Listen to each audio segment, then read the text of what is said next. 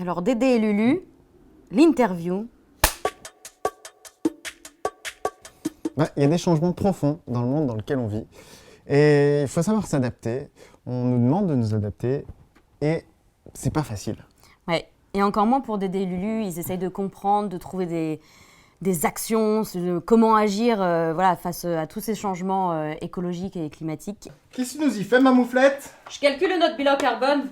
Et en fait, ils sont un peu largués, comme nous tous. Ils sont dans la procrastination, la mauvaise foi. Ouais. Déquet, Ouais.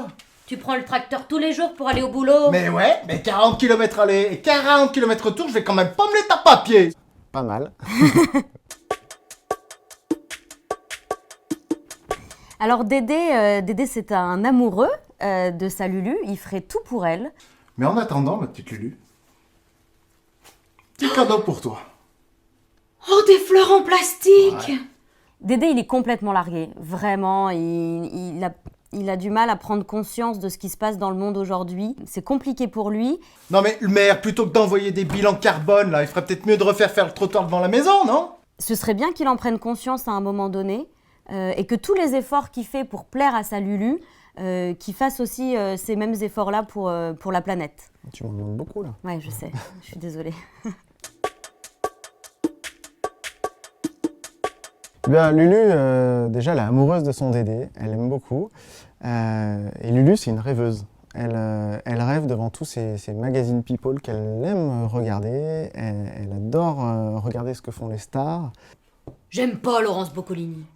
Elle est pas classe. Et c'est un petit peu l'élément moteur du couple.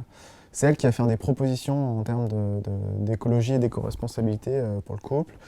J'ai décidé de devenir flexitarienne. C'est elle qui va essayer de faire des propositions pour essayer d'avancer, quoi. Il faut qu'on fasse plus attention à mieux gérer notre réfrigérateur. Et voilà, c'est un petit peu elle qui guide le couple.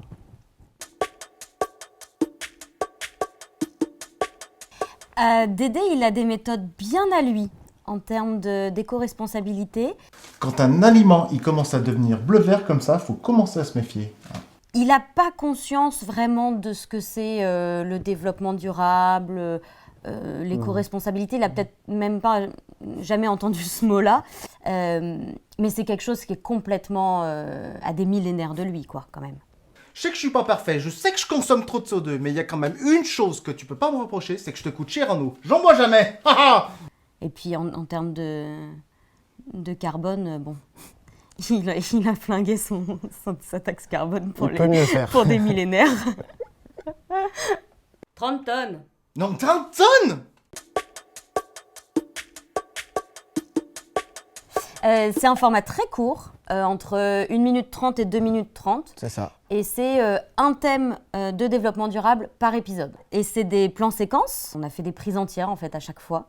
Ça a donné des bonnes séances. Beaucoup de prises. Voilà, 35 pour les plus difficiles, je crois. Ouais, probablement, avec beaucoup de fou rire dedans.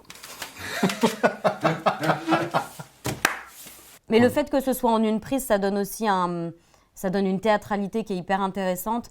Et puis ça donne une continuité aussi qui est chouette. Donc il y a une vraie évolution, même sur des épisodes très courts, il y a une vraie évolution de la mentalité du personnage. Voilà, le fait que ce soit en plan séquence. Tout à fait.